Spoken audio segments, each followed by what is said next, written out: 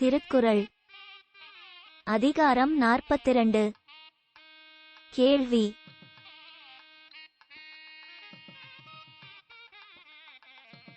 செல்வத்துச் செல்வன் செவிச்செல்வம் அச்செல்வம் செல்வத்துளெல்லாந் தலை.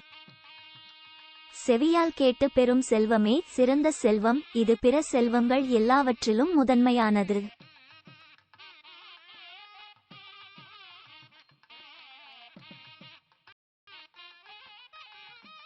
செவுக்குணவில்லாத போழ்து சிறிது வயிற்றுக்கும் ஈயப்படும்.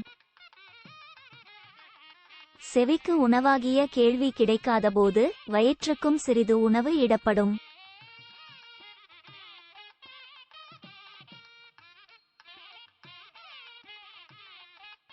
செவியுணவிற்கேள்வி யுடையார் அவியுணவின் ஆன்றாரோ தொப்பர் நிலத்து. செவி உணவாகிய கேள்வியை பெற்றிருப்பவர் இப்பூமியில் வாழ்பவரே என்றாலும் வேள்வி தீயில் கொடுக்கப்படும் நெய் முதலிய உணவை பெறும் விண்ணுலக தேவர்க்குச் சமமாவர்.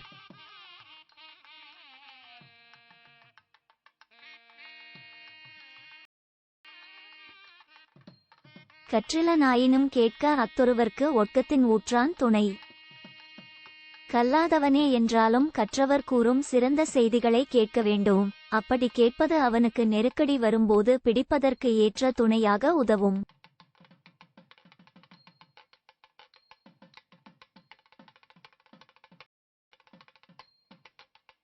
இழுக்கல் உடையொழி ஊற்றுக்கோல் அற்றே ஒழுக்கமுடையார்வாய்ச் சொல். கற்று ஒழுக்கம் மிக்கவரின் வாயிலிருந்து பிறந்த சொற்கள் வழுக்கும் தரையில் ஊன்றுகோல் உதவுவது போல் துன்ப நேரத்தில் உதவும்.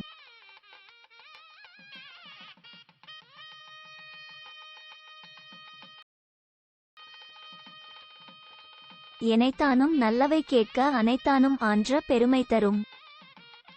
சிறிது நேரமே என்றாலும் உறுதி தரம் நற்பொருளை கேட்க வேண்டும். அது கூட நிறைந்த பெருமையை தரும்.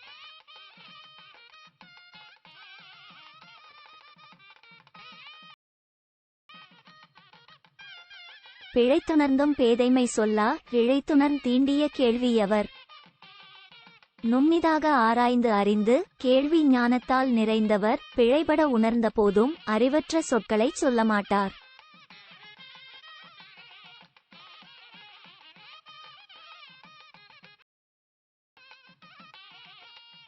கேட்பினும் கேளா தகையவே கேள்வியால் தோற்கப்படாத செவி. கேள்வி ஞானத்தால் துளைக்கப்படாத செவிகள் ஓசைகளை கேட்டாலும் அவை செவிட்டு தன்மையவே.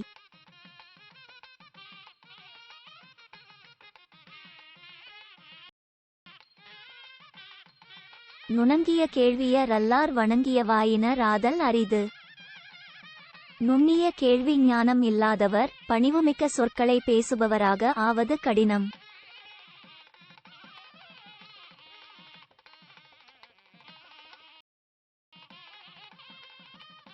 செவியிற் சுவையுணரா வாயுணர்வின் மாக்கள் அவியினும் வாழினும் என். செவியால் நுகரப்படும் சுவைகளை உணராமல் வாயால் அறியப்படும் சுவைகளை மட்டுமே அறியும் மனிதர் இருந்தால் என்ன? இறந்தால்தான் என்ன?